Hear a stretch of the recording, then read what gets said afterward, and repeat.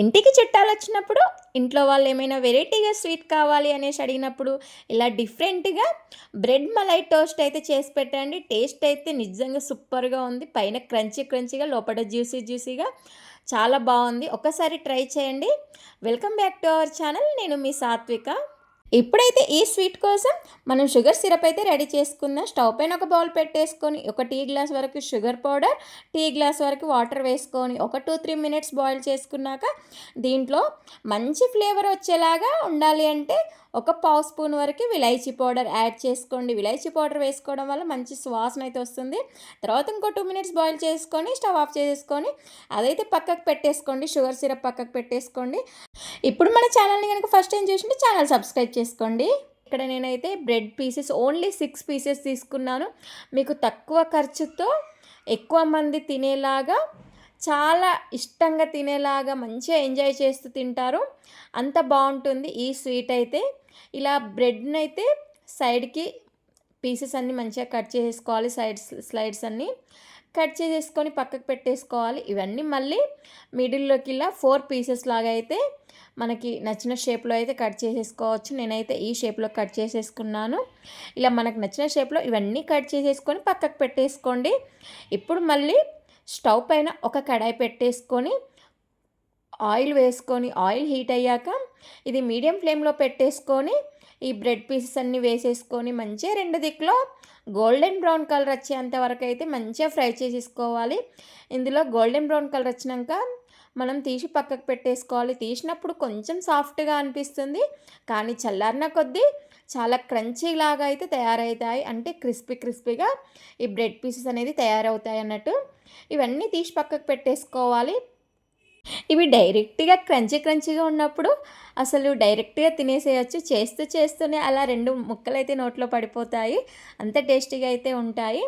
సరే, ఇప్పుడైతే ఇవి పక్కకు పెట్టేసుకొని స్టవ్ పైన ఒక కడాయి పెట్టేసుకొని దాంట్లో 1 లీటర్ వరకు క్రీమ్ మిల్క్ అయితే వేసుకోవాలి. దీంట్లో నేను మిల్క్ పౌడర్ అయితే అస్సలు యూజ్ చేయడం లేదు. మిల్క్ పౌడర్ బదులుగా ఈ మిల్క్తోనే సరిపోతాయి. క్రీమ్ మిల్క్ అయితే వేసుకుంటే సరిపోతాయి. మీ దగ్గర టోన్డ్ మిల్క్ ఉన్నా సరిపోతాయి. టోన్డ్ మిల్క్ వేసుకోవడం వల్ల మలాయ్ అనేది కొంచెం తక్కువగా వస్తుంది. అంతేనండి, ఏదైనా వేసుకోవచ్చు. క్రీమ్ మిల్క్ వేసుకోవడం వల్ల కొంచెం మలాయ్ అనేది ఎక్కువగా వస్తుంది. ఇదంతా మంచిగా దగ్గరికి బాయిల్డ్ అయితే చేసుకోవాలి. నాకు మినిమం 45 మినిట్స్ అయితే పట్టింది. ఈ 1 లీటర్ మిల్క్ అన్ని దగ్గరికి ఉడికేంత వరకు 45 మినిట్స్ అయితే పట్టింది.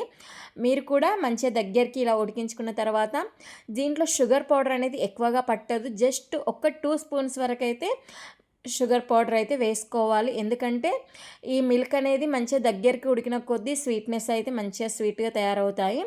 సో ఇందులో 2 స్పూన్ల షుగర్ పౌడర్ వేసుకొని ఇంకో 2 మినిట్స్ బాయిల్ చేసుకుంటే ఇలా తయారవుతుంది. మళ్ళీ అయితే రెడీ అయిపోయింది. మనం ఇందాక bread pieces and sugar syrup అనేది రెడీ చేసుకున్నాం కదా, ఆ షుగర్ సిరప్లో ఈ బ్రెడ్ పీసెస్ అన్నీ వేసుకోవాలి. మీకు ఫస్ట్ టైం చేసిన వాళ్ళైతే కొన్ని వేసుకుంటూ ఒక జస్ట్ 3 to 5 సెకండ్స్ ఉంచేసి తీసేయాలి. బ్రెడ్ పీసెస్ అన్నీ అందులోనే ఉంచొద్దు, అవి సాఫ్ట్గా తయారవుతాయి. సో మనకు క్రంచీగా ఉండాలి, టేస్ట్ బాగుండాలి అంటే ఇలా సిరప్లో మాత్రం బ్రెడ్ పీసెస్ అన్నీ ఒకేసారి వేసుకోండి. లేదు అంటే కొన్ని వేసుకొని ఒక 2 సెకండ్స్ to 5 సెకండ్స్ ఇలా కలిపేసుకొని జస్ట్ తీసి పక్కకు పెట్టేసుకోండి.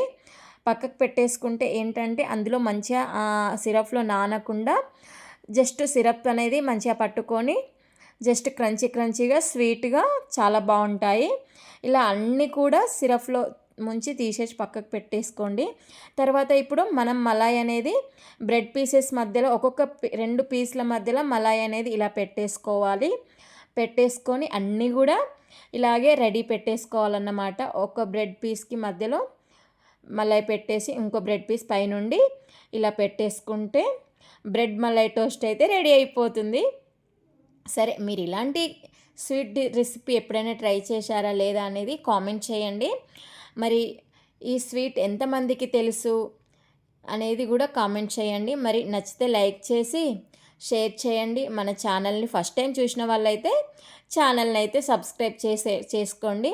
బెల్ ఐకాన్ కూడా క్లిక్ చేయండి. మీరు బెల్ ఐకాన్ క్లిక్ చేయడం వల్ల నేను వీడియో పెట్టగానే మీకు నోటిఫికేషన్ అయితే వచ్చేస్తుంది. మీరు వీడియో అయితే వెంటనే చూసేయచ్చు. బై.